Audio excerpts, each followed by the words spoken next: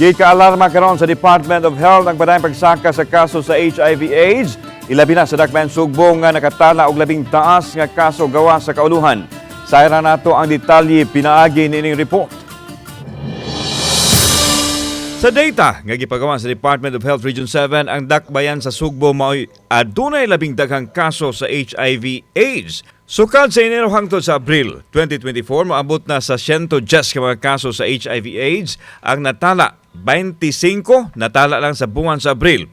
Kung sumadahon, sukad sa tuig 1984 hangtod karong panahon maabot na sa 5,739 HIV cases sa dakbayan sa Sugbo. Nag-una sa mode of transmission sa virus ang males having sex with males nga adunay 55 cases. Gisundan sa male-female sex nga adunay 22 ka kaso. Ang ikatulo mao ang male having sex with males and females nga adunay 17 ug ang male persons having injected drugs nga adunay 14 samtang ang female having injected with drugs adunay usa ka kaso. Giklaro hinuon ni Dr. Jaime Bernadas, ang Regional Director sa DOH-7, nga ang transmission sa HIV/AIDS sa dakbayan sa Sugbo naglakip sa Tri-Cities. Samtang 31 na ang namatay sa maong balatian sukad sa Enero hangtod sa Abril 30 nining tuiga, din 16 nini sa buwan sa Abril lang. Kung sumadahon, maabot sa 346 deaths ang natala sukad sa 1984 hangtod karong panahon. Actually, ang pinakataas ang Cebu City. Okay. Pero ang concentration sa mga cases naa sa Tri-Cities. So that would explain nga ngano ang Cebu as an island daghan og kaso. It's on the density of population. Number one, naman ang daghang population sa Tri-Cities.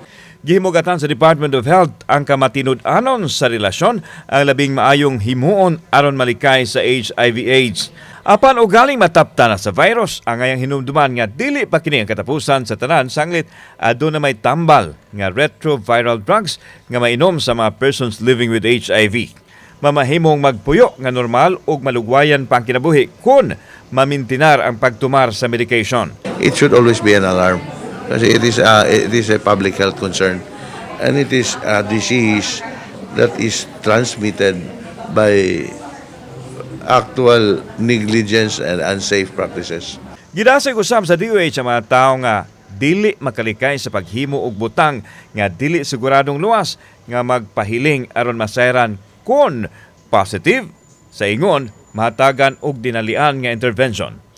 Be faithful or limit your partners to those whom you know. At least you know you are safe with. Kauban si Clover Lumayag, ako si Alan Domingo. Balitang Bisdak.